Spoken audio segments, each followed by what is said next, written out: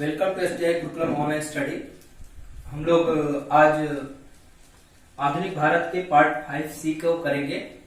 अब तक जो हमने पार्ट 5 B तक कंप्लीट कर चुके हैं। जो पार्ट 5 है वह भारतीय स्वतंत्रता आंदोलन संग्राम या संघर्ष से जुड़ा हुआ है। अब मैंने आपको बताया था कि भारतीय स्वतंत्रता संग्राम जो है वह 3 भागों में पढ़ा जाता है। जो 1885 से 1905 तक यह पहला युग था स्वतंत्रता संग्राम का। दूसरा युग जो था वह 1905 से लेकर के 1919 तक था, यह दूसरा युग माना जाता है। तीसरा युग जो है आपका वह 1919 से लेकर के 1947 तक माना जाता है। ये हमने भारतीय स्वतंत्रता संग्राम को 3 भागों में बांट करके हम लोग पढ़ते हैं। देखिए, मोस्ट इंपॉर्टेंट भारतीय स्वतंत्रता आंदोलन ही है आधुनिक भारत में। जब हम 1885 कांग्रेस की स्थापना से लेकर के बंगाल विभाजन की बात करते हैं तो 1885 से 1905 तक की घटनाओं पर चर्चा करते हैं। इसको उदारवादी युग भी कहा जाता है या कांग्रेस का स्टार्टिंग युग भी कहा जाता है। मैंने बताया था आपको 1905 से लेकर के 1919 तक क्रांतिकारी एक्टिव रहते हैं, उग्रवादी एक्टिव रहते हैं।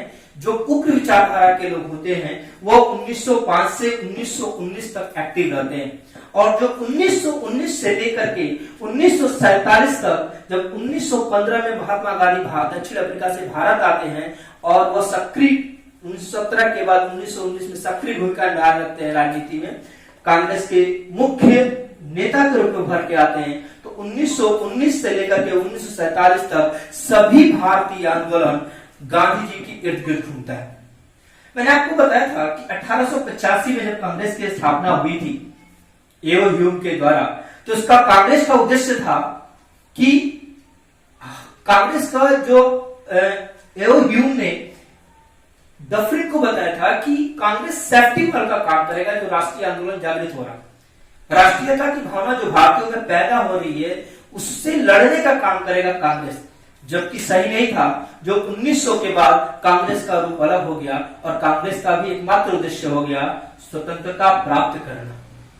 लेकिन उसमें भी मैंने बताया था आपको, सूरत विभाजन की बात किया था हमने। 1907 में कांग्रेस में फूट पड़ गई और 2 भागों में कांग्रेस बढ़ गई। जो उदारवादी थे वो एक रूप में आ गए और उग्रवादी अलग रूप में आ गए। 1905 से 1919 का जो इतिहास है सबसे ज्यादा अछूता कहा जाए या सबसे कम व्याख्या इसी की हमारे यहाँ मिलती है 1905 से 1919 की घटना की, क्रांतिकारी की।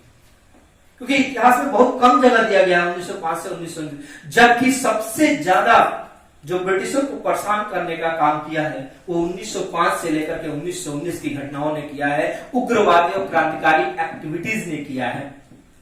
जब हम बात करते हैं कि बाद में भगत सिंह, चंद्रशेखर आजाद आदि जो भी क्रांतिकारी पैदा होते हैं वो 1905 से 1919 के क्रांतिकारियों से ही प्रेरणा लेकर के आगे की ओर बढ़ते हैं।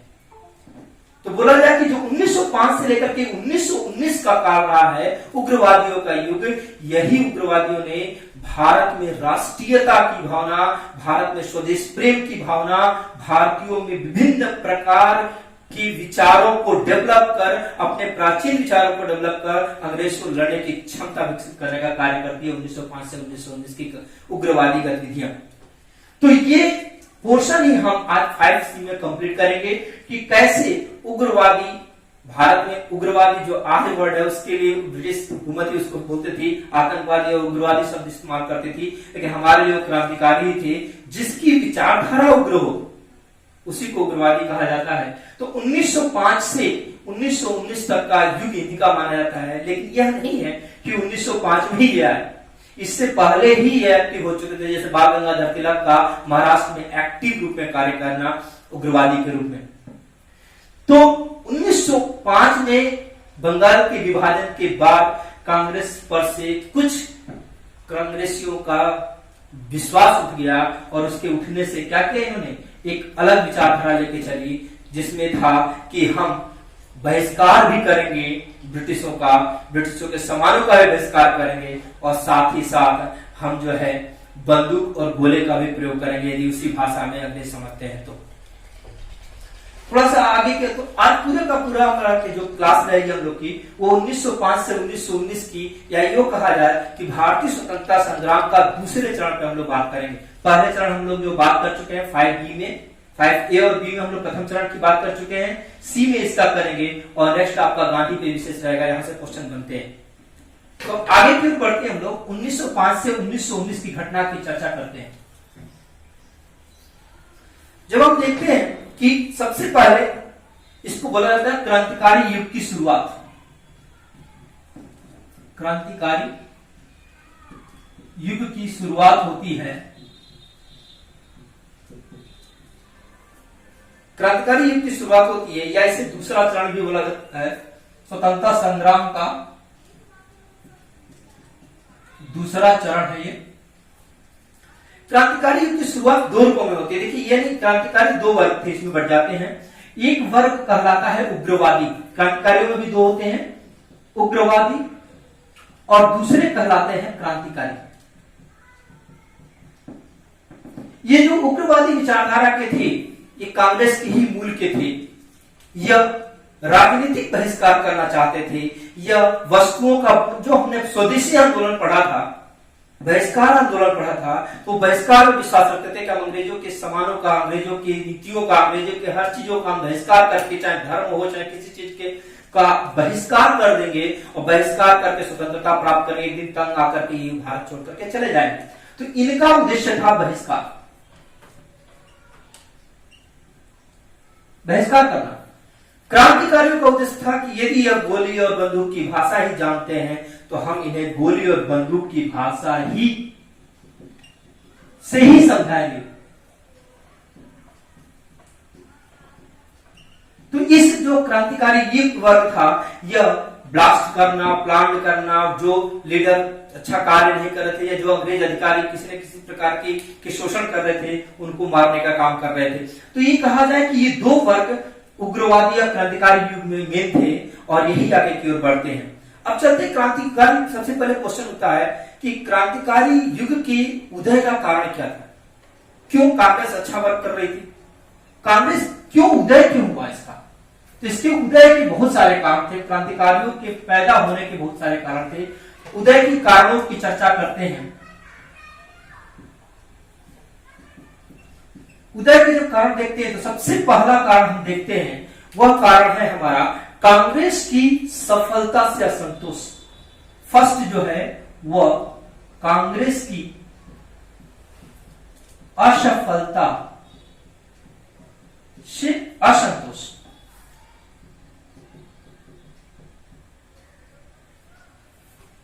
सबसे पहले हम देखते हैं कि जो कांग्रेस जो है, कांग्रेस की असफलता से असंतोष का पर्याय यह है कि 1885 में कांग्रेस की स्थापना के बाद कांग्रेस ने अच्छा स्टार्टिंग तो किया, नेतृत्व अच्छा किया, लेकिन धीरे धीरे गिड़गिड़ाने की प्रवृत्ति पैदा हो गई।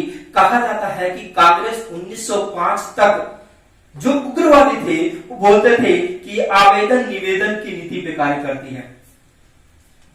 आवेदन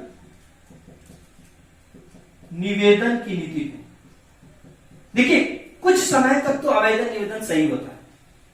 किसी व्यक्ति से आप बार बार किसी चीज के लिए भैया मान जाओ, ये कर समझ लो, ऐसे मत करो, कुछ समय तक। लेकिन कभी कभी क्या होता है कि आपको बल का प्रयोग करना पड़ता है, नहीं तो वो आपको कमजोर समझ लेता है। यही होता है कांग्रेस के साथ। कांग्रेस हमेशा निवेदन का कार्य करती थी, लेकिन और आवेदन सबमिट करके कि हमें यहाँ संशोधन करा दीजिए, हमारे लिए कानून ला दीजिए, हमारे लिए यहाँ शिक्षा व्यवस्था कर दीजिए।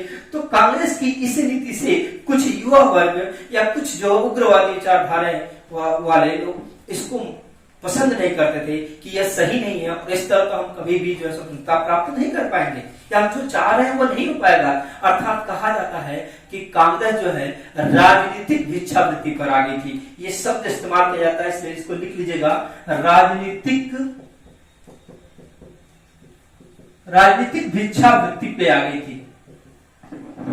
मतलब कि हमें रूल करने दीजिए, हमें अपने जो परिषद में जगह दीजिए, हमें जो है हमारे लिए चुनाव के लिए व्यवस्था करिए।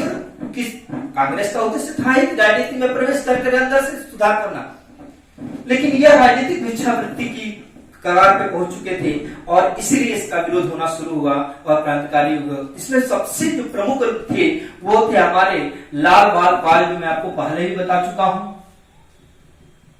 लाल बाल और पाल, लाल बाल पाल की जब बात करते हैं तो लाला लाजपत राय, बाल गंगाधर तिलक और बिपिन चंद्र पाल की बात की जाए। लाजपत राय कहते हैं कि शिकायतें दूर करने एवं रियायतें प्राप्त करने की 20 वर्षों के अथक प्रयत्नों के परिणाम स्वरूप उन्हें रोटी के स्थान पर पत्थर ही प्राप्त हुए।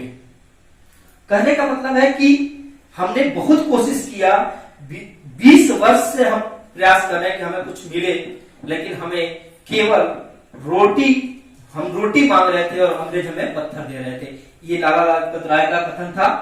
इसी प्रकार बाल गंगाधर तिलक ने भी विरोध किया, बिपिन चंद्र पाल ने भी विरोध किया।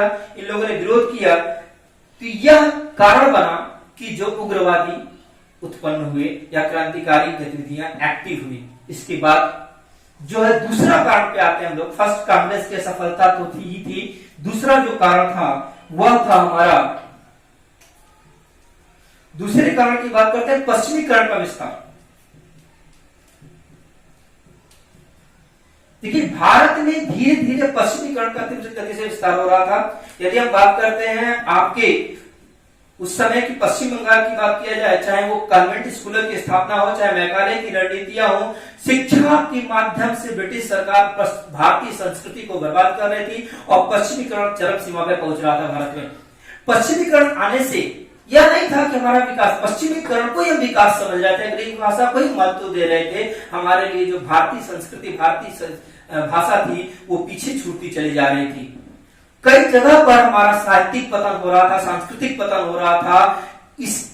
यह भी एक कारण बना जो उस समय की आध्यात्मिक या यूं कहें कि उग्र युवा, आध्यात्मिक युवा थे, वो इसमें पार्टिसिपेट किए और उन्होंने जिसमें प्रमुख यदि माना जाता है तो उसमें लाल बाल पाल तो थे ही, साथ में स्वामी विवेकानंद, दयानंद सरस्वती, स्वामी विवेकानंद,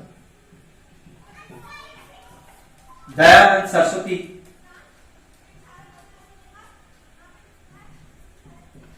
स्वामी विवेकानंद, दयानंद सरस्वती, अरविंद घोष, ये प्रमुख युवा नेता थे जो पश्चिमीकरण का विरोध कर रहे थे, मैकाले की रणनीतियों का विरोध कर रहे थे, जो शिक्षा, अंग्रेजी शिक्षा को बढ़ावा दे रहा था। अंग्रेजी शिक्षा यानी अंग्रेजी साहित्य को हमारे ऊपर थोपा जा रहा था। देखिए किसी भी कल्चर, किसी भी लैंग्वेज को स्वीकार करना गलत नहीं है, लेकिन अपनी लैंग्वेज को भूलना ये बहुत बड़ी गलती है। और यही हो रहा था, हम धीरे धीरे करके भारतीय संस्कृति को भूलते जा रहे थे। और सारी, चाहे वो आर्थिक लिया जाए, चाहे राजनीतिक लिया जाए, चाहे धार्मिक लिया जाए, चाहे आध्यात्मिक लिया जाए, किसी भी पक्ष की विश्व में यदि बात किया जाए, यदि आज आप हम देख रहे हैं भारत की स्थिति क्या है और आज जो है सभी चीज का मूल स्थान कोई है तो वो है भारतीय सभ्यता, भारतीय संस्कृति। जो भारतीय वेद है, भारतीय वेद से बड़ा कोई भी साहित्य विश्व में नहीं है। और कोई भी, चाहे चिकित्सा शास्त्र की बात जाए, चाहे किसी की बात की जाए, सभी भारतीय साहित्य मौजूद थे। उसका पतन किया गया, भारतीय गुरुकुल को मारा गया, धीरे धीरे करके भारतीय पूरी सभ्यता को धीरे धीरे अंग्रेजों ने समाप्त किया, क्योंकि उन्हें पता था कि भारतीयों को समाप्त करना है तो सबसे पहले इनकी सोच को समाप्त करना पड़ेगा। और भारतीयों की आध्यात्मिक, भारतीयों की सांस्कृतिक सोच को समाप्त करने का कोशिश शुरू हुआ था। उसके खिलाफ खड़े हुए लाल बाल पाल तो खड़े ही थे, साथ में स्वामी विवेकानंदा, दयानंद सरस्वती, अरविंद घोष, ये लोग एक्टिव हुए और अपने धर्म के प्रचार में लगे, अपने संस्कृति के प्रचार में लगे, युवाओं को मोटिवेट किया इधर बढ़ने के लिए। और हम देखते हैं कि उसी क्रम में 11 सितंबर 1893 को, उसी क्रम में 11 सितंबर 1893 में स्वामी विवेकानंदा शिकागो में विश्व धर्म सम्मेलन में पार्टिसिपेट करते हैं। और आपको पता है कि कई दिनों तक भाषण देते हैं विवेकानंद और उनको अंतिम समय में समय दिया जाता है, लेकिन भारतीय संस्कृति से विश्व को परिचित कराते हैं। क्वेश्चन आपका बनता है कि विश्व धर्म सम्मेलन में भाग लेने वाले प्रथम व्यक्ति कौन थे? तो वो थे स्वामी विवेकानंदा। ठीक, अब आगे जो दूसरे व्यक्ति एक आपके कहें कि इन्होंने धीरे धीरे अपनी सभ्यता संस्कृति का प्रचार करना शुरू किया। इसी क्रम में अरविंदो घोष कहते हैं कि स्वतंत्रता हमारे जीवन का उद्देश्य है और हिंदू धर्म हमारे इस उद्देश्य की पूर्ति करेगा। राष्ट्रीयता एक धर्म है और वह ईश्वर की देन है। आज भी हम देख रहे हैं भारत में जो परिस्थितियां उत्पन्न हुई है, इस समय भारत में यदि हम कोरोना से फाइट कर पा रहे हैं, इतनी विषम परिस्थितियों में भारत को चारों तरफ से घेरा गया है, चाहे उधर पाकिस्तान हो, चाहे उधर आपका इससे चाइना हो, या नीचे से कहा जाए कहीं चारों तरफ से घिरा गया है, लेकिन बीच में कोरोना भी है, लेकिन भारत यदि लड़ पा रहा है तो इसमें सबसे बड़ी चीज है वो है भारत की राष्ट्रीयता। भारत की राष्ट्रीयता के कारण लड़ पा रहे हैं और यही राष्ट्रीयता की बात किया था अरविंद घोष ने। इतिहास अपने आप को दोहराता है। तो अरविंद घोष ने बोला था कि स्वतंत्रता तो हमारे जीवन का उद्देश्य है और हिंदू धर्म ही हमें इस उद्देश्य को पूर्ति करता है। क्योंकि हिंदू धर्म में आप ले लीजिए, मैं इसलिए नहीं बोल रहा हूं कि मैं हिंदू, इसलिए बोल रहा हूं कि आप उठाकर देखिए, चाहे श्रीमद् भगवद गीता से उठाकर के किसी भी साहित्य को पढ़िए, आपको हर समस्याओं का समाधान वहां आपको मिलेगा।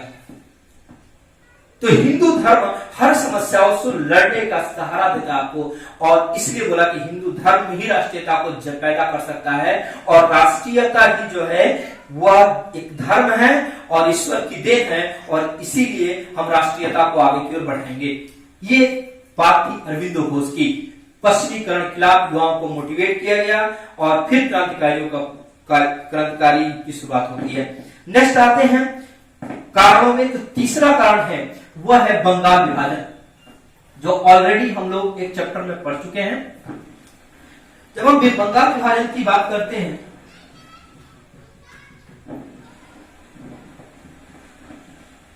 बंगाल विभाजन 1905 में हुआ था, लॉर्ड कर्जन ने किया था। 1905 में बंगाल विभाजन होता है और उसके खिलाफ पूरी बंगाल में स्वदेशी आंदोलन, बंगभंग आंदोलन चलाया जाता है। और उससे जो है ब्रिटिश इतना विद्रोह के बाद भी बंगाल विभाजन करती है, और बंगाल विभाजन के बाद कांग्रेस की कुछ उग्रवादी विचारधाराओं वाले व्यक्तियों को लग जाता है कि कांग्रेस की नीतियों से हम जो उसके राजनीतिक भिक्षावृत्ति की का नीति है उससे हम स्वतंत्रता नहीं प्राप्त कर सकते। कांग्रेस ब्रिटिशों को जो करना होता है वो कर ही देते हैं, उनको जो है भारतीयों से कोई लेना देना नहीं है। इसलिए बंगाल के विभाजन ने भारतीयों को बहुत ही क्षुब्ध किया और जिसका परिणाम निकला उग्रवादी युग की शुरुआत।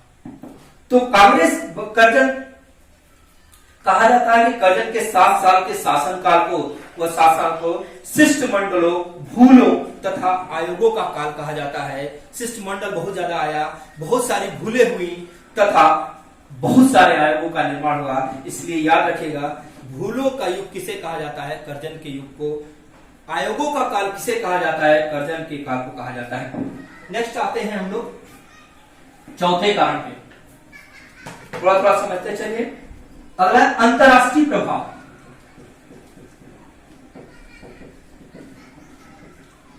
देखिए, चौथे कारण पे जब हम बात करते हैं, अंतरराष्ट्रीय प्रभाव जो है, ऐसा नहीं होता है जिस भी कभी भी किसी देश में यदि कोई क्रांतिकारी एक्टिविटीज होती है या वहां की जनता जागरूक होती है, विद्रोह करती है, तो वह विश्व से कहीं ना कहीं से प्रेरित भी होती है।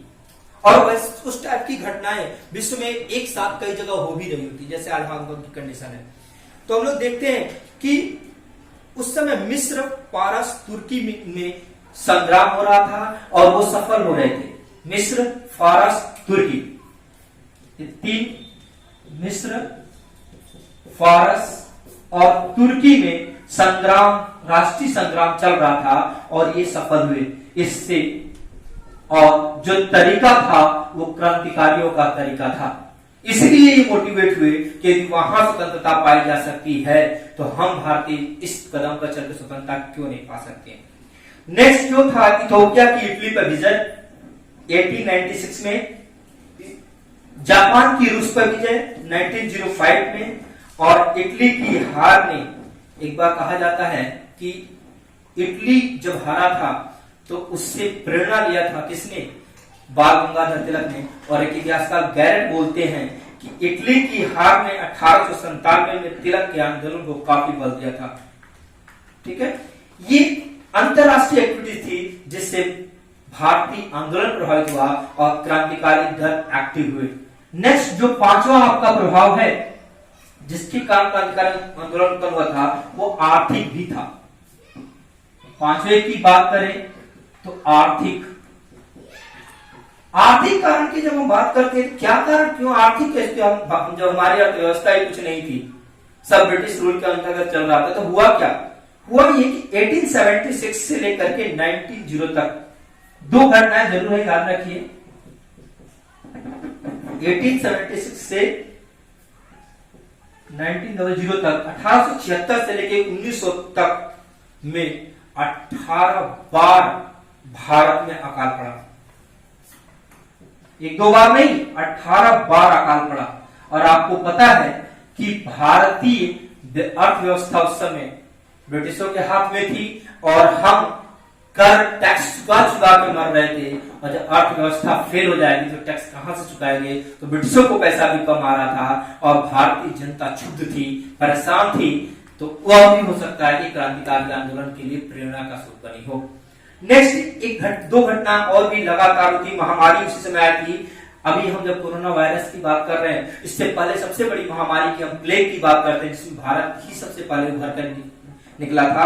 1896-97 में 1896-97 तथा 1899 और 1900 में दो बार जो है वह बंबई में प्लेग फैला।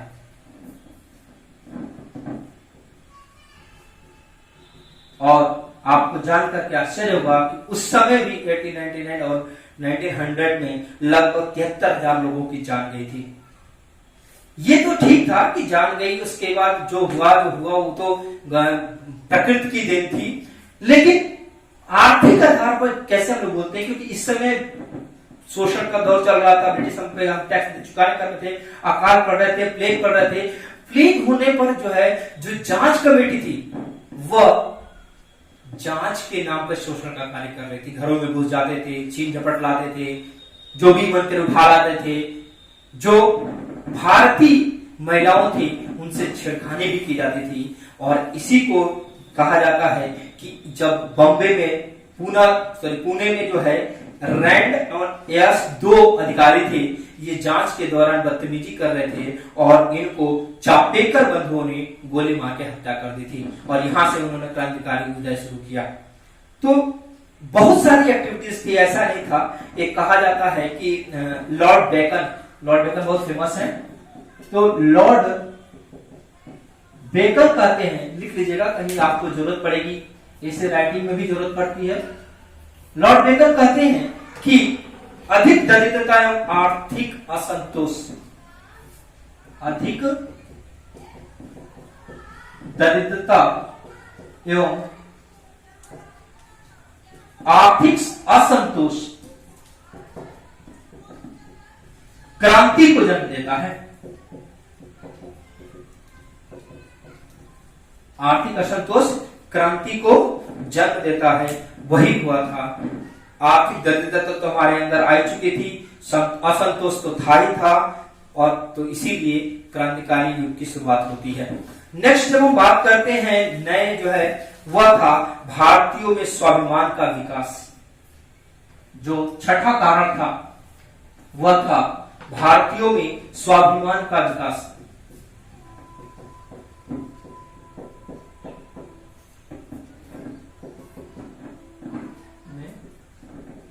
स्वाभिमान का विकास,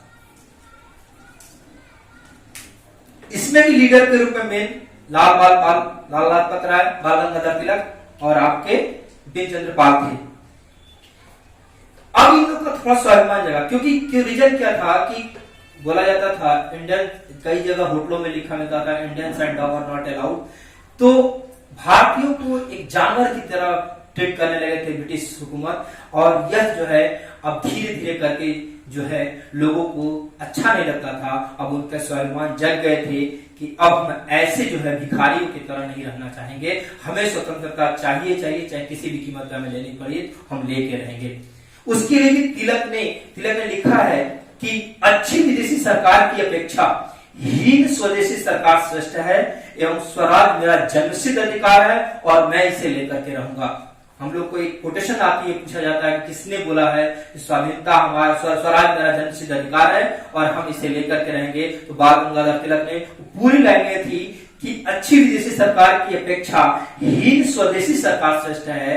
कोई हीन सरकार ही अपनी सरकार हो वह श्रेष्ठ है, क्योंकि स्वराज मेरा जन्मसिद्ध अधिकार है और मैं स्वराज लेकर के ही रहूंगा। ठीक है, उसी को लाला राय बोलते हैं कि अंग्रेजी भिखारी से अधिक घृणा करते हैं, अंग्रेज भिखारी से अधिक घृणा करते हैं, और मैं सोचता हूं कि भिखारी घृणा के पात्र भी हैं। अतः हमारा कर्तव्य है कि हम अंग्रेजों के सामने यह सिद्ध कर दें कि हम भिखारी नहीं है। इस तरह भारतीयों का स्वाभिमान जगा और उसमें सबसे एक्टिव भूमिका यही लाल बाल निभाए। बंगाल में तो कहा जाता था, बाल गंगाधर तिलक के प्रतिनिधित्व के रूप में बंगाल में जो है विपिन चंद्र पाल को तिलक का सेनापति माना जाता है। क्वेश्चन पूछा जाता है कि बंगाल में किसे तिलक का सेनापति, क्योंकि बॉम्बे से में एक्टिव, बॉम्बे की गतिविधियों में, बॉम्बे प्रेसिडेंसी की गतिविधियों में ज्यादा एक्टिव रहते थे बाल गंगाधर तिलक, लेकिन विपिन चंद्र पाल को बोला जाता था, विपिन चंद्र पाल को कभी तो बंगाल का बाल गंगाधर तिलक भी बोला जाता था। उस सेनापति के रूप में वहां कार्य करते थे, किसके? बाल गंगाधर तिलक। आगे आते हैं कि उग्रवादियों का उद्देश्य क्या था। हमारा उद्देश्य आत्मनिर्भरता है, भिक्षावृत्ति ने उग्रवादियों ने बोला। ठीक, ये मुख्य कारण थे जो उग्रवादी, क्रांतिकारी, जो राष्ट्रवादी कहा जाए, उन क्रांतिकारियों को पैदा करने की ये प्रमुख कारण थे। अब आप देखते हैं आंदोलन की शुरुआत।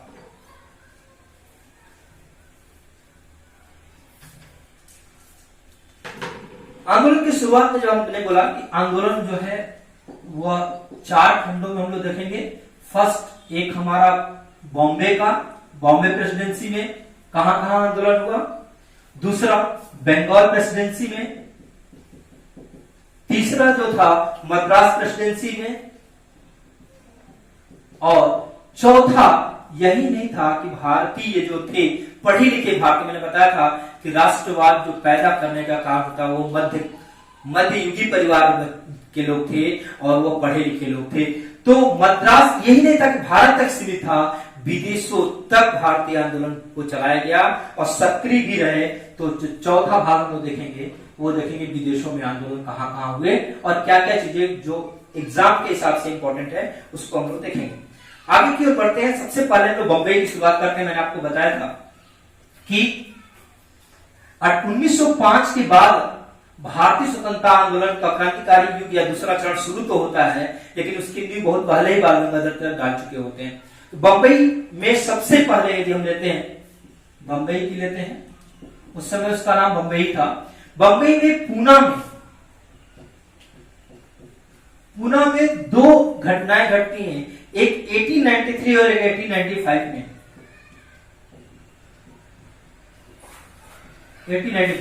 1893 से जो है बाल गंगाधर तिलक गणपति उत्सव की शुरुआत करते हैं। पूछा जाता है कि गणपति उत्सव की शुरुआत किसने किया था, तो बाल गंगाधर तिलक ने किया था 1893 से। और 1895 में शिवाजी उत्सव की शुरुआत किया गया था। ये दोनों पूछे जाते हैं। शिवाजी उत्सव, दोनों को शुरुआत करने वाले बाल गंगाधर तिलक थे।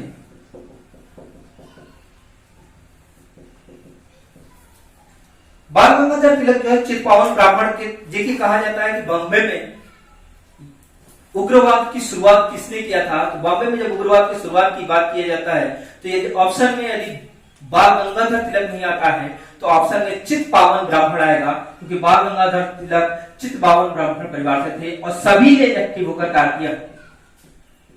चित्पावन ब्राह्मणों ने उग्रवाद की शुरुआत की महाराष्ट्र में। ठीक है, ये दोनों चीज याद रखिएगा। उसके बाद जो है दूसरा, एक व्यायाम मंडल की स्थापना की गई।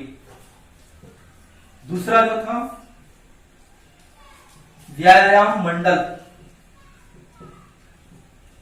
व्यायाम मंडल की स्थापना 1896 में की गई थी। 1896 में की गई थी और इसकी स्थापना पूना में किया गया था। और मैंने बताया था चापेकर बंधु वही थे इसके संस्थापक। इसके संस्थापक जो थे वो थे चापेकर बंधु।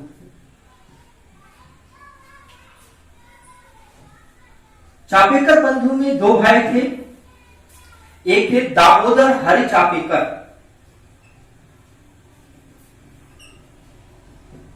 दामोदर हरि चापेकर, और दूसरे भाई थे उनका नाम था बाल कृष्ण हरि चापेकर, बाल कृष्ण हरि चापेकर। ये दो भाई थे। दोनों भाइयों ने व्यायाम मंडल की स्थापना 1896 में की थी और 22 जुलाई को इन्होंने, मैंने बताया था 22 जून 1897 को इन्होंने दो अधिकारियों को मार डाला। और वो अधिकारी मैंने बताया था कि प्लेग कमिश्नर थे मिस्टर रैंड तथा ईयर्स, दो थे, मिस्टर रैंड एंड ये प्लेग कमिश्नर थे और लेफ्टिनेंट ईयर्स थे। इनको गोली मार दिया था क्योंकि ये प्लेग की जांच के दौरान महिलाओं से बदतमीजी किया करते थे, इसलिए इन्हें सूचना मिली थी और उन्होंने दोनों को मारकर हत्या कर दी। और हत्या करते ही दामोदर हरि चापेकर को फांसी दे दी गई। दामोदर हरि चापेकर को अरेस्ट करके फांसी दे दी गई और आगे का जो गतिविधि था उसको बढ़ाने का काम बालकृष्ण हरि चापेकर ने किया, लेकिन गुप्त रूप से। अब देखते हैं कि रॉलेट एक्ट जो क्रांतिकारी गतिविधियों की जांच के लिए बनाया गया था, थोड़ा सा चर्चा करते हैं क्योंकि रॉलेट एक्ट इसके बारे में इंपॉर्टेंट बात कहता है। तो रॉलेट एक्ट आया था क्रांतिकारी गतिविधियों की जांच करके रिपोर्ट देना कि इन पे नियंत्रण कैसे स्थापित किया जाए। रॉलेट एक्ट 1917 में आया था, गठित किया गया था और 1919 में उसने रिपोर्ट दी थी। तो रॉलेट एक्ट के विरोध में ही जो है जालियांवाला में सम्मेलन बुलाया गया था, बिना किसी वारंट के लोगों को अरेस्ट कर लिया था। वो सब हम लोग पढ़ेंगे आगे की ओर। तो रॉलेट एक्ट ने जब इसकी जांच किया, जो आपके व्यायाम मंडल की घटना को जांच किया, तो इन्होंने बताया कि भारतीय आतंकवाद का पहला विस्फोट, इस घटना को भारतीय आतंकवाद का पहला विस्फोट कहा। जो चापेकर बंधुओं ने किया था उसको इन्होंने बोला कि यह पहला विस्फोट है। साथ ही इन दोनों की हत्या, जो मिस्टर रैंड और यश की हत्या हुई थी, बोला कि ये दोनों की हत्या यूरोपियों की पहली राजनीतिक हत्या थी, अर्थात यूरोपीय जो राजनीति कर रहे हैं उनकी ये पहली हत्या कर दी गई है। तिलक ने केसरी पत्रिका की तिलक की, इसमें जो है उन्होंने इन चापेकर बंधुओं के कार्य को शिवाजी द्वारा अफजल खां की हत्या से तुलना की, जिसके लिए इन्हें 18 महीने का जेल भी हो गया था। तिलक आए दिन कोई ना कोई मसले में, क्रांतिकारी एक्टिविटी में फंसी जाते थे और चूंकि लेखन का भी कार्य करते थे तो जैसे ही सपोर्ट करते थे उनको ब्रिटिश अरेस्ट कर लेते थे। 18 महीने के लिए जेल हुई थी। आगे की ओर बढ़ते हैं, थोड़ा सा तिलक को देख लेते हैं। क्योंकि मैंने आपको बताया है कि एक एक पर्सनालिटी को मैं एक एक अलग अलग क्लास में आपको डिस्कस करके बताऊंगा, जैसे बाल गंगाधर तिलक, लाला लाजपत राय और वीडी सावरकर, मोस्ट इंपोर्टेंट जो आजकल हाईलाइटेड है, विनय दामोदर सावरकर। तो उनका एक एक वीडियो में आपको बनाकर दे दूंगा जिसमें आपके लिए आसानी रहेगी। आगे की थोड़ा सा बाल गंगाधर तिलक को जान लेते हैं, क्योंकि महाराष्ट्र में एक्टिव भूमिका में रहे। तो तिलक पूरा नाम, ये लोकमान्य इनकी उपाधि है, बाल गंगाधर तिलक का नाम था। लोकमान्य इनको दिया गया था 1896-97 में, महाराष्ट्र की जनता ने दिया था जब इन्होंने कर विरोधी आंदोलन चलाया था। कर विरोधी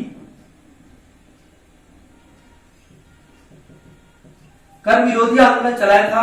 तो आपकी महाराष्ट्र की जनता ने इनका नाम जैसे पूछा जाता है कि यह महात्मा किसने कहा, गांधी जी को या नेताजी ने किसको ने बोला, तो कहने का मतलब ये टाइटल याद रखिएगा कि लोकमान्य शब्द जो है वह टाइटल दिया गया था किसके द्वारा, महाराष्ट्र की जनता के द्वारा, जब इन्होंने 1897 6 और 7 में क्या किया था, कर के विरोध में आंदोलन चलाया था। उस समय इनको भारत के बेताज बादशाह कहा जाता था। भारत का बेताज बादशाह। आपसे पूछा जाए कि भारतीय इतिहास में किसे भारत का बेताज बादशाह कहा जाता है, जिसको ताज पहनने की आवश्यकता नहीं थी, अपने आप में वो बादशाह थे, तो वह बाल गंगाधर तिलक को कहा जाता है। इन्होंने 2 पत्रिकाओं का प्रकाशन किया, मराठा एवं केसरी पत्रिका। इनकी 2 पत्रिकाएं थी, एक मराठा और एक केसरी। ये मोस्ट इंपॉर्टेंट है। ये दोनों कई पूछी जाती है तो याद रखिएगा, दोनों मराठी भाषा में थी। और 1882 में पत्रकारिता के लिए इन्हें सजा हुई थी, क्योंकि इन्होंने कोल्हापुर के राजा के प्रति जो है दुर्व्यवहार के रूप में जो है लिख दिया था, और उसी के लिए 1882 में इनको जेल भी हो गई थी। ठीक है, इन्हें भारतीय अशांति का जनक भी कहा जाता है। भारतीय अशांति का जनक। जब हम सुनते थे तो लगता था कि हम भारतीय, इनको क्यों बोलेंगे भारतीय अशांति का जनक। तो इनको भारतीय अशांति का जो जनक बोला था वो वैलेंटाइन सिरोल ने बोला था, जो याद रखिएगा, वैलेंटाइन सिरोल। कई बार पूछा गया है कि किसने बाल गंगाधर तिलक को भारतीय शांति का जनक कहा था। मतलब कांग्रेस शांतिपूर्ण कार्य कर रही थी, ब्रिटिश सरकार शांत अपना जो भी शोषण कार्य कर रही थी, चाहे जैसे भी शासन कर रही थी, भारतीय जनता ज्यादा चूचा नहीं कर रही थी। लेकिन एक व्यक्ति था जो तहलका मचा कर रखा हुआ था, वो थे बाल गंगाधर तिलक। इसीलिए इन्होंने वैलेंटाइन सिरोल ने इन्हें भारत में अशांति फैलाने का श्रेय दिया। किसको? बाल गंगाधर तिलक को। जो वैलेंटाइन सिरोल थे ये लंदन टाइम्स के संवाददाता थे। लंदन टाइम्स मैगजीन है, उसके संवाददाता थे। और साथ ही यह भी याद रखना जरूरी है आपको, इंडियन अनरेस्ट बुक जो लिखी गई है, पूछी जाती है किसकी है, तो वो है वैलेंटाइन सिरोल की। इंडियन अनरेस्ट ये बुक है किसकी? वैलेंटाइन सिरोल की। आगे की ओर बढ़ते हैं जब हम, तो थोड़ा सा चलते हैं कि 1897 में चापेकर बंधु द्वारा की गई हत्या को सही बताया गया था केसरी में। उसके बाद राजद्रोह का आरोप लगा था किस पे? बाल गंगाधर तिलक पे, और 18 माह की सजा भी हुई थी। और उन्हें जो है वर्मा के, पूछा जाता है कि जो बाल गंगाधर तिलक को 1908 में भी 24 जून 1908 को 6 वर्ष की सजा हुई थी। सबसे लंबी सजा यही हुई थी जो 1908 में हुई थी, और यह सजा देश निकाला था। और इनको बर्मा उस समय था, आज इसका नाम म्यांमार है, बर्मा के मांडले जेल में रखा गया, देश से निकालकर मांडले जेल में रखा गया था। पूछा जाता है कि बाल गंगाधर तिलक के देश निकालने के समय किस जेल में रखा गया था, तो मांडले जेल में। देखिए, जो क्रांतिकारी होता है, जो महान होता है, वो जहां भी रहे, चाहे जेल हो चाहे कहीं भी, वो कुछ ना कुछ नया काम कर ही देता है। यही हुआ था बाल गंगाधर तिलक के साथ। और इन्होंने मांडले की जेल में ही गीता का अध्ययन किया और एक बुक लिखी जो फेमस है, वो है गीता रहस्य। वो मांडले की जेल में बैठकर लिखा था। पूछा जाता है गीता रहस्य किसकी किताब है, तो बाल गंगाधर तिलक की है, जो उन्होंने मांडले जेल में 6 वर्ष रहते ही सजा काटते काटते लिखी थी। ये तो बाल गंगाधर। महाराष्ट्र के कुछ और गतिविधियों पे चर्चा करते हैं। तो महाराष्ट्र की गतिविधियों में मित्र मेला,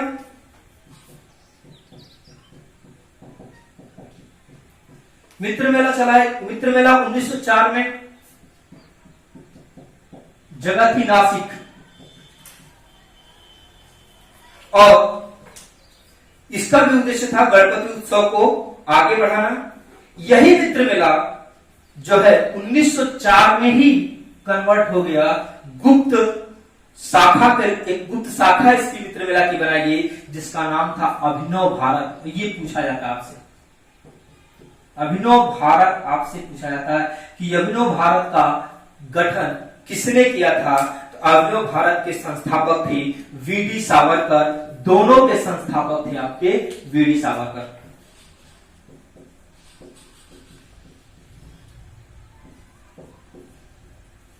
जो उस समय के महान क्रांतिकारी थे, जिसकी अनदेखी भारतीय इतिहास में बहुत ज्यादा की गई है।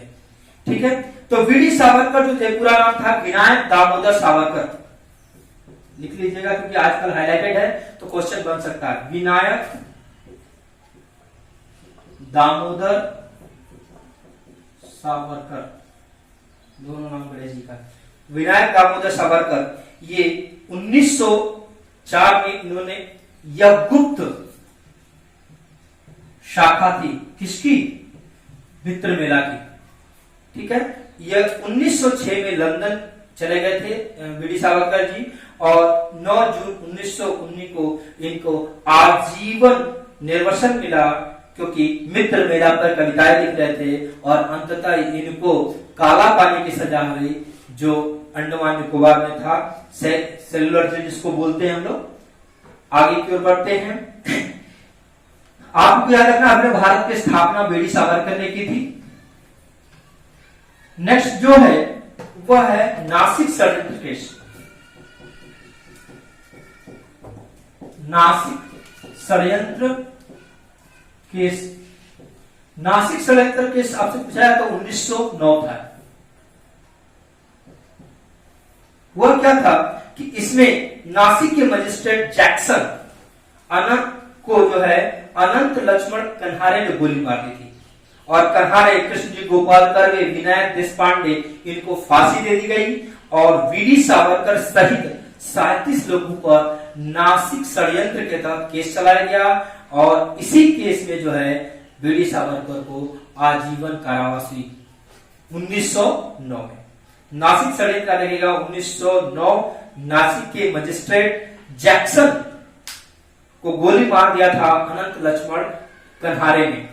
ठीक है, जो कर्वे ग्रुप के थे, और इन्होंने गोली मार दी थी, जिसमें सभी लोग जो भी क्रांतिकारी एक्टिविटी वाले थे, चाहे कांग्रेस थे, चाहे कृष्ण जी गोपाल कर्वे थे, आपके विनायक देशपांडे थे, या आपके वीडी सावरकर जी थे, इनके साथ 37 लोगों को जो है षड्यंत्र भंग करना चला गया, और इसमें से वीडी सावरकर को देश से निकाल करके काला पानी की सजा दी गई, आजीवन कारावास। उसमें अंडमान निकोबार द्वीप समूह को भेज दिया था। ठीक है, नेक्स्ट आते हैं हम लोग बंगाल की स्थिति देखते हैं थोड़ा सा। बंगाल की स्थिति देखते हैं। बंगाल में जो है वह 1905 के बाद ही शुरू हुआ है, वहां एक्टिव हुए। बंबई में तो वह पहले से भी एक्टिव थे, लेकिन बंगाल में जो है 1905 के बाद एक्टिव हुए। इसके सूत्रपात भद्रलोक समाज को बोला जाता है। विचारधारा को फैलाने का श्रेय बंगाल में, क्रांतिकारी विचारधारा को फैलाने का जो श्रेय दिया जाता था, वह श्रेय जाता है 2 लोगों को जाता है। वारिंद्र कुमार घोष, वारिंद्र कुमार घोष, और दूसरे थे आपके भूपेंद्र नाथ दत्त। दूसरे जो थे भूपेंद्र नाथ दत्त, भूपेंद्र नाथ दत्त। ये दोनों जो थे, आपको पता होगा वारिंद्र कुमार घोष जो थे वह अरविंद घोष के छोटे भाई थे। अरविंद घोष के छोटे भाई, और भूपेंद्र नाथ दत्त जो थे वो विवेकानंद के छोटे भाई थे। इन दोनों ने जो है विचारधारा को, क्रांतिकारी विचारधारा को बंगाल में फैलाने का कार्य किया, और 1906 में युगांतर पत्रिका लिखी। पूछा जाता है युगांतर पत्रिका का संपादक कौन था, तो वारिंद्र कुमार घोष, भूपेंद्र नाथ दत्त थे। सबसे ज्यादा बंगाल में जो एक्टिव भूमिका निभाए थे वो थे वारिंद्र कुमार घोष। ठीक है, उसके बाद प्रकाश के था, यह जो मैगजीन थी, ये सबसे ज्यादा एक्टिव भूमिका निभाई थी बंगाल में। उसके बाद दूसरी अनुशीलन समिति की स्थापना हुई। बंगाल की तरफ तेजी से चलते हैं। अनुशीलन समिति की स्थापना हुई।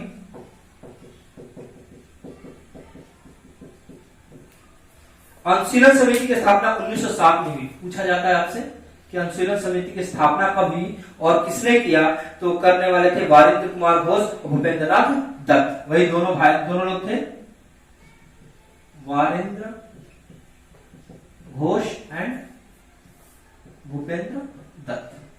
इन दोनों ने अनुशीलन समिति की स्थापना की और ये जो है एक व्यायामशाला, एक्सरसाइज बोल सकते हैं, जिम के रूप में खोला गया था, क्योंकि हर जो संगठन हम बनाते थे उसको गुप्त रूप में शुरू में चलाना पड़ता था और स्वाधीनता की लड़ाई के लिए वहीं पर जो है शपथ दिलाई जाती थी।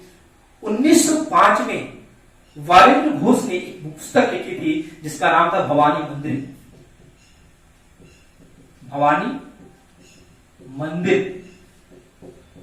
भवानी मंदिर बुक लिखी थी वारिंद्र घोष ने 1905 में। इस पुस्तक में उन्होंने क्रांतिकारी राजनीतिक सन्यासी का जीवन बोला था कि क्रांतिकारी राजनीतिक सन्यासी का जीवन तब तक बिताए जब तक स्वाधीनता प्राप्त न हो जाए।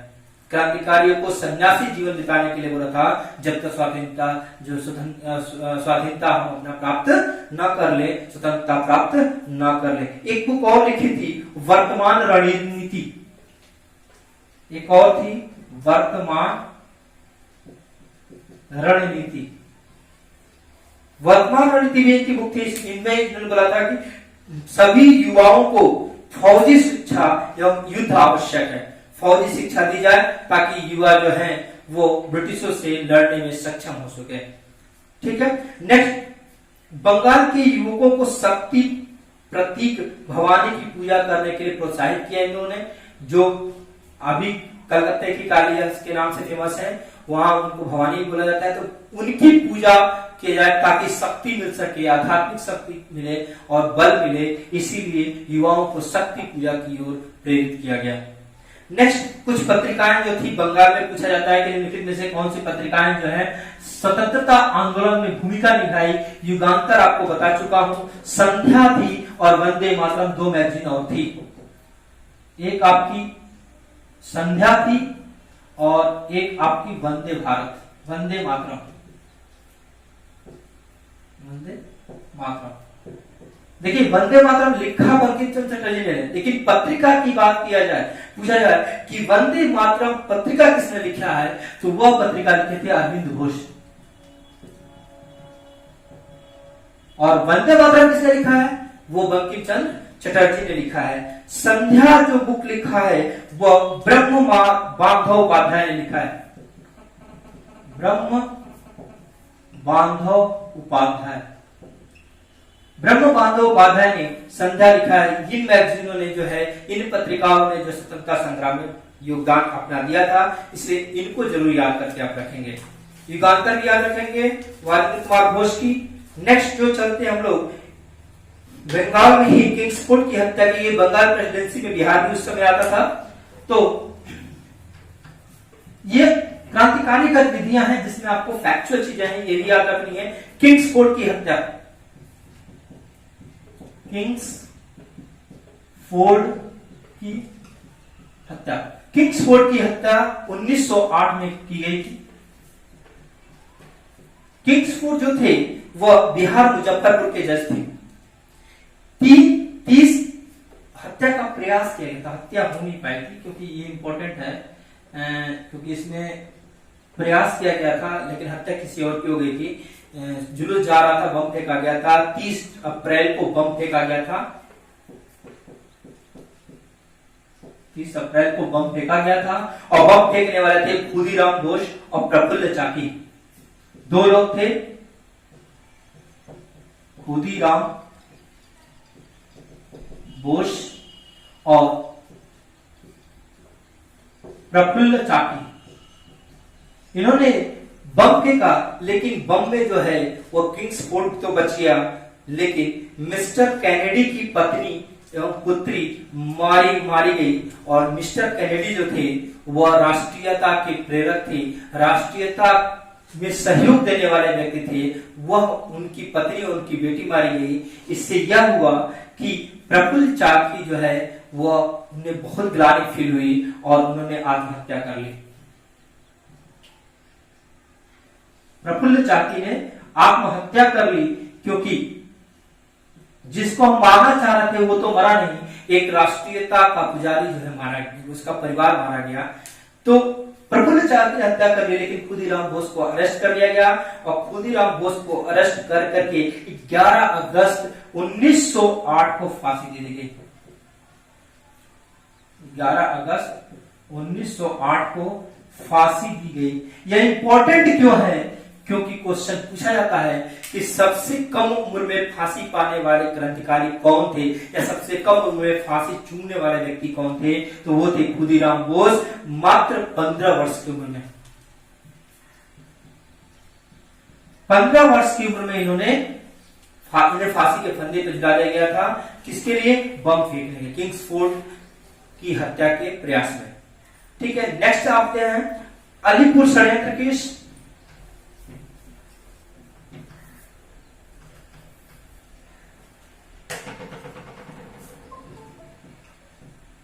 अलीपुर षड्यंत्र केस। अलीपुर षड्यंत्र केस में भी क्या हुआ था कि 34 व्यक्तियों पर अवैध हथियार रखने के लिए केस चलाया गया था और सभी को जेल भेज दिया गया था, जिसमें जो है आपको याद रखना 1908 कलकत्ता में हुआ था। और हुआ क्या था, 34 व्यक्तियों पे अवैध हथियार रखने के लिए आरोप लगाए गए थे और इनको जो है अरेस्ट करके जेल में डाल दिया गया था, जिसमें जो सरकारी गवाह था जिसने गवाही दी थी कि इनके पास हथियार हैं, उसका नाम था नरेंद्र गोसाई, और उसकी हत्या जो सत्येंद्र नाथ घोष ने कर दिया जेल में जाकर के ही। और साथ ही साथ जो है सरकारी वकील तथा पुलिस अधीक्षक की भी हत्या कर दी गई थी, जिसने अरेस्ट किया था। परिणाम क्या निकला कि वीरेंद्र कुमार घोष का जो गुट था, उस गुट को अरेस्ट करके संपूर्ण गुट को ही काला पानी की सजा हुई थी। मैंने बताया था आपको सेलुलर, काला पानी कहाँ है? सेलुलर जेल के नाम से फेमस है और अंडमान निकोबार द्वीप समूह में है, वहां सबको हो गई। लेकिन अरविंद घोष जो है उनको छोड़ दिया गया था और अरविंद घोष जो है छूटने के बाद क्रांतिकारी एक्टिविटी से जुड़े रहे और कर्मयोगी पत्रिका लिखी, जिसके विरोध में अंग्रेजों ने उनके खिलाफ वारंट जारी कर दिया और अरविंद घोष वहां से भाग कर करके पहुंच गए कहां? आपके पांडिचेरी, और वहीं रहने लगे। और वहीं पर जो है 1916 में ओरिविल में 1916 में ओरिविल पांडिचेरी में है, अरविंदो आश्रम की स्थापना हुई थी। आज भी है, आप जाएंगे तो पांडिचेरी में आप जाएंगे तो आपको आज भी मिलेगा अरविंदो आश्रम। वो आपको पूछा जाता है कि अरविंदो आश्रम कहां है, तो पांडिचेरी में है।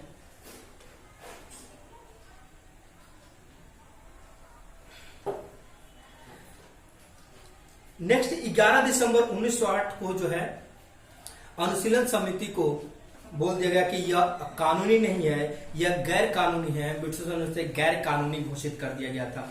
अब आते हैं थोड़ा सा, इसके बाद जो है बंगाल का जो नेतृत्व था वह जतेंद्र नाथ मुखर्जी के कमांड में चला गया, वो संभालते रहे, क्योंकि सारे क्रांतिकारी तो काला पानी की सजा में अंडमान निकोबार द्वीप समूह में चले गए थे। 1905 से लेकर के 1919 तक के बीच में जो है मैक्सिमम क्रांतिकारी जो थे वह अंत तक काला पानी में जा चुके थे, जिसमें बीडी सावरकर भी थे। नेक्स्ट आते हैं हम लोग पंजाब में।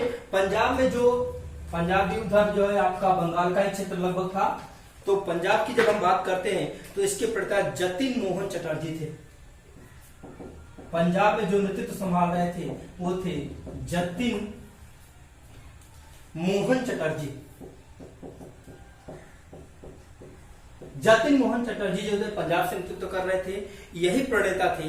इन्होंने जो है वहां क्रांतिकारी एक्टिविटी को, साथ में अजीत सिंह, लाला लाजपत राय, लाला हरदयाल, ये नाम फेमस नाम है जो पंजाब से थे। 1904 में भारत माता सोसाइटी की स्थापना किया था जतिन मोहन चटर्जी ने। भारत माता सोसाइटी 1904, भारत माता सोसाइटी। आपसे पूछा जाता है कि भारत माता सोसाइटी की स्थापना किसने की थी, तो जतिन मोहन चटर्जी ने किया था 1904 में, पंजाब में किया था। उसके बाद लॉर्ड हार्डिंग पे बम फेंकने की योजना फेंकी गई थी पंडित विश्वम्बर दयाल के नेतृत्व में, लेकिन असफल हुए। हार्डिंग पे 2 बार बम फेंका गया था, एक तो अगस्त में 1912 में ही और एक बाद में फेंका गया था। उसमें मास्टर अच्युतन, भाई बल मुकुंद, अवधि बिहारी, वसंत कुमार सभी सब थे, इनको पकड़ करके फांसी दे दी गई थी। जितने भी क्रांतिकारी थे एक एक्टिविटीज के बाद तुरंत उठा करके फांसी दे जाते, इनको सपोर्ट नहीं मिला। यदि सपोर्ट मिलता तो क्रांतिकारी एक्टिव रहते और भारतीय स्वतंत्रता और जल्दी मिल जाती। आगे की 1913 में गदर पार्टी की स्थापना हुई थी, जो इंपॉर्टेंट है, पंजाब से जुड़ा हुआ था। 1913 में गदर पार्टी की स्थापना, और यूएसए में सोहन सिंह और लाला हरदयाल। गदर पार्टी के संस्थापक कौन है? तो सोहन सिंह एवं लाला हरदयाल।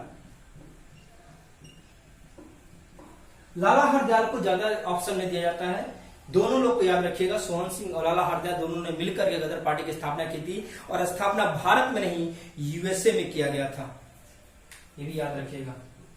इसकी स्थापना यूएसए, चूंकि पंजाब से लाला हरदयाल दोनों क्रांतिकारी पंजाब से थे, यूएसए में जाकर इन्होंने स्थापना किया था। उसके बाद लाहौर षड्यंत्र फेमस है।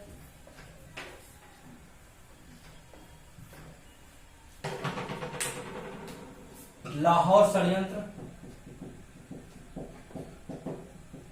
1915 में हुआ था। 21 फरवरी 1915 को इन्होंने लाहौर में सभी क्रांतिकारियों ने प्लान बनाया कि 21 फरवरी 1915 को संपूर्ण उत्तरी भारत में एक साथ क्रांतिकारी गतिविधियां की जाएंगी, जो क्या हो गई, लीक हो गया, और लीक होने से यह फेल हो गया, और फेल होने के कारण जो है लाहौर में जो है जो क्रांतिकारियों को अरेस्ट कर करके और इन पर केस चलाया गया, वो लाहौर षड्यंत्र और लाहौर केस के नाम से जाना जाता है 1905 में। नेक्स्ट आते हैं, ये बंगाल की कुछ गतिविधियां थी।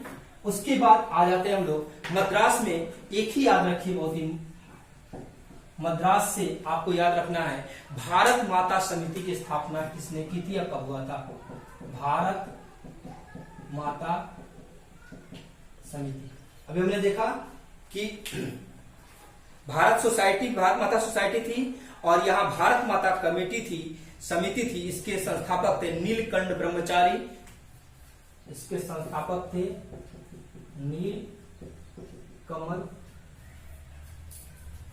नीलकंठ ब्रह्मचारी हैं, नीलकंठ ब्रह्मचारी, और वंची अय्यर,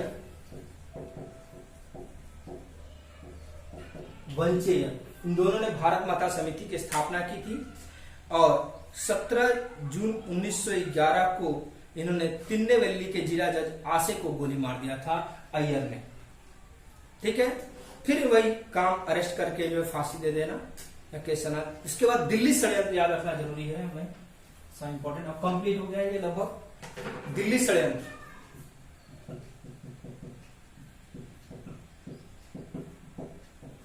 दिल्ली षड्यंत्र क्या था? यह लॉर्ड हार्डिंग की हत्या का षड्यंत्र किया गया था। रास बिहारी बोस इसके नेतृत्व किए थे। 23 दिसंबर 1912, मैंने बताया था 2 बार हार्डिंग पर बम फेंकने की कोशिश किया गया और दोनों बार बच गया था। उस पर बम फेंका था बसंत विश्वास और मनमत विश्वास। बसंत विश्वास और मनमत विश्वास,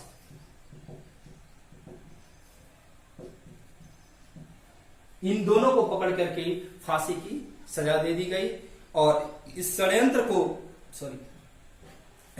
को रचने वाले थे रास बिहारी बोस, जो इंपॉर्टेंट है।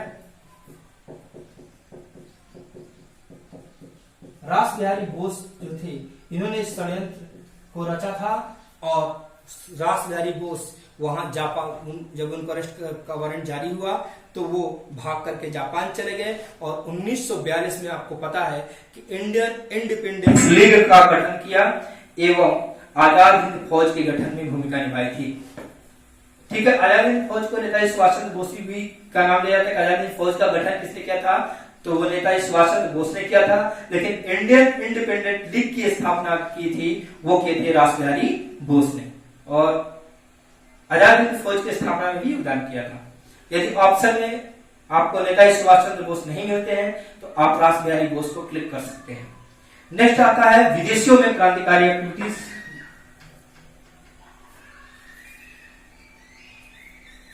विदेशियों में क्रांतिकारी एक्टिविटी, जहां विदेशों में क्रांतिकारी एक्टिविटी चल रही थी, सबसे जो केंद्र था वो लंदन था। तो लंदन का देखते हैं, लंदन में कौन कौन सी एक्टिविटी थी। लंदन में जो स्थापित हुआ था वहां इंडिया होम रूल सोसाइटी की स्थापना की थी। इंडिया होम रूल सोसाइटी की स्थापना की गई। इंडिया होम रूल सोसाइटी की स्थापना 1905 में की गई थी, याद रखिएगा।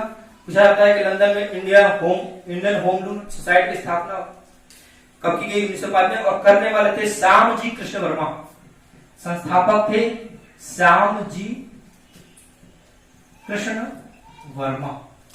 इन्होंने इंडियन होम रूल सोसाइटी की स्थापना की ब्रिटेन में, और इनके टीम मेंबर थे वो थे सावरकर। जो टीम थी इनकी बोला जाए तो सावरकर, वीडी सावरकर, उसके बाद लाला हरदयाल,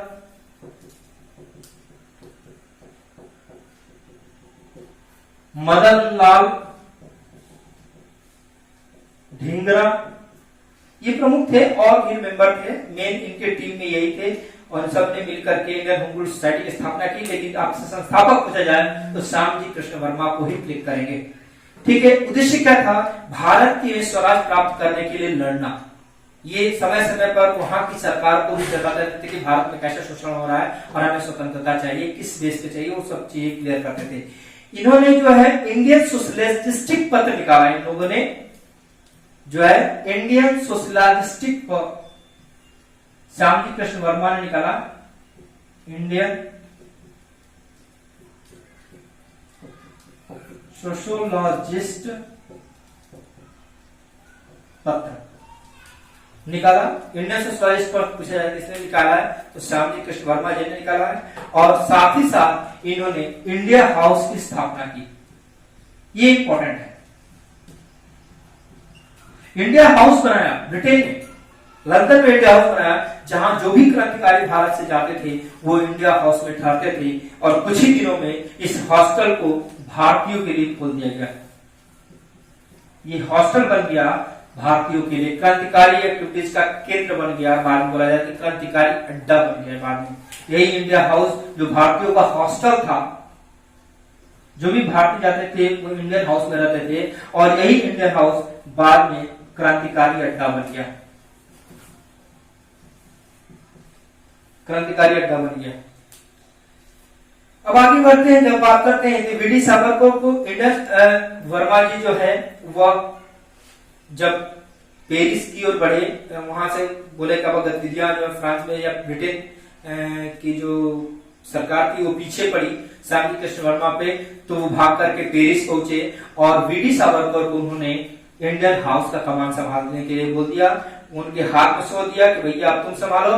और यहीं पे रहते हुए, इंडियन हाउस में रहते हुए वीडी सावरकर ने बुक लिखी थी the Indian war of independence 1857, जो मैं आपको पहले बता चुका हूं। यह मोस्ट इंपोर्टेंट बुक थी, जिसमें बताया गया है कि 1857 की क्रांति भारत का प्रथम स्वतंत्रता संग्राम है। ठीक है, नेक्स्ट बढ़ते हैं। कर्जन वायली की हत्या की जाती है ब्रिटेन में 1 जुलाई 1909 में मदन लाल ढींगरा के द्वारा। याद रखिएगा, कर्जन वायली की हत्या की जाती है। लिख देता हूं ताकि आपको याद रहेगा।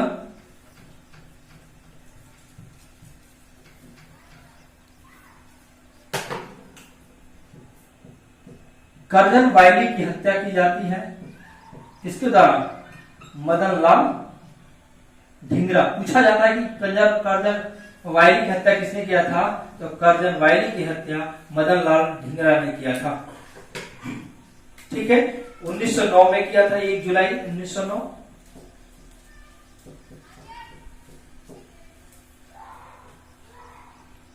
फिर जो है इसी केस में जो है मदन लाल ढींगरा ने किया था, चूंकि लीड का काम कर रहे थे वीडी सावरकर जी, उनको अरेस्ट करके भारत भेजा गया और आगे कहानी बता चुका हूं। उनको अंग्रेजों ने क्या किया, काला पानी की सजा दे दिया अंडमान निकोबार द्वीप समूह में। अब एक और भी थे मैडम भीखाजी रुस्तम जी के.आर. कामत, ये बहुत फेमस है,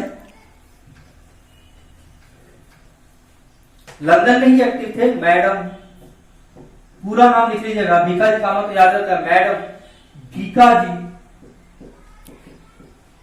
भीखाजी रुस्तम के.आर. कामत,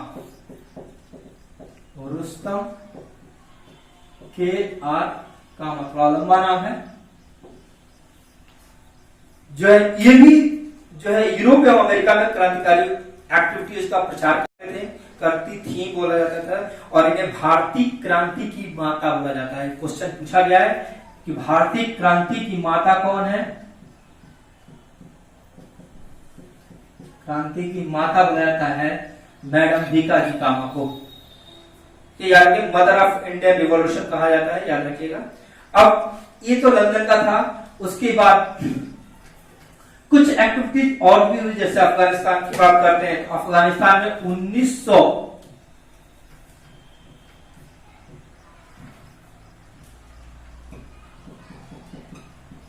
अफगानिस्तान में 1915 में वहां के जो राजा थे महेंद्र प्रताप ने जो है वो ब्रिटिशों के समान पैरेलल सरकार बना दी थी अपने सहयोगी बरकतुल्लाह के, और उसे खुद राष्ट्रपति बन बैठे थे और बरकतुल्लाह को प्रधानमंत्री बना दिया था। तो राजा महेंद्र प्रताप ने काबुल में, राजा महेंद्र प्रताप, इन्होंने अफगानिस्तान के काबुल में जो है भारत की प्रथम अस्थायी सरकार, याद रखिएगा, भारत की प्रथम अस्थायी सरकार बना दिया था और बोले शासन हम राष्ट्रपति हैं और जो है इनके सहयोगी थे बरकतुल्लाह को प्रधानमंत्री बनाया। इन्होंने जो है इस राज्य को देश बोला जाए, इसको दर्जा जो दिया था जर्मनी और रूस ने भी उस समय दिया था। ठीक है, एक और प्रकरण है कामागाटा मारू का, वो भी फेमस है, याद रखिएगा, वो भी उस समय की क्रांतिकारी थी। कामागाटा मारू पूछा जाता है ये क्या है, क्वेश्चन कई बार पूछा गया कामागाटा मारू है क्या, तो कामागाटू मारू जो है एक जहाज, जापानी जहाज है।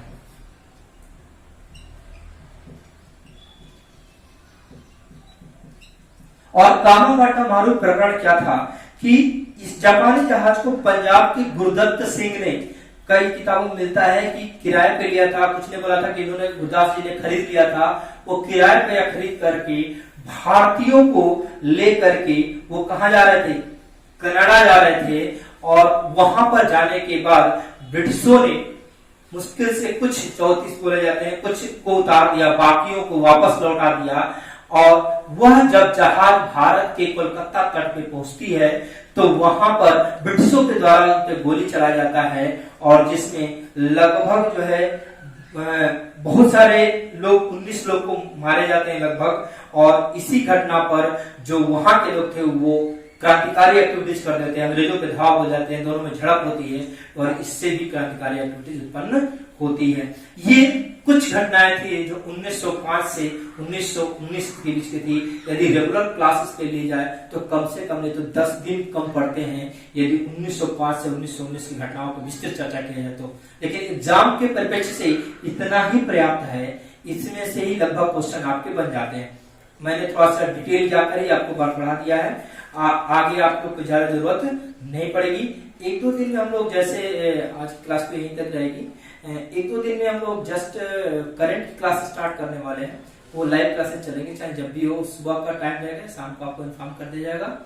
तो कंटिन्यूअस स्टडी से जुड़े रहें, वैकेंसी आती रहेंगी, आप प्रिपरेशन कंटिन्यूअस बनाए रखें, प्रिपरेशन से दूर ना हो।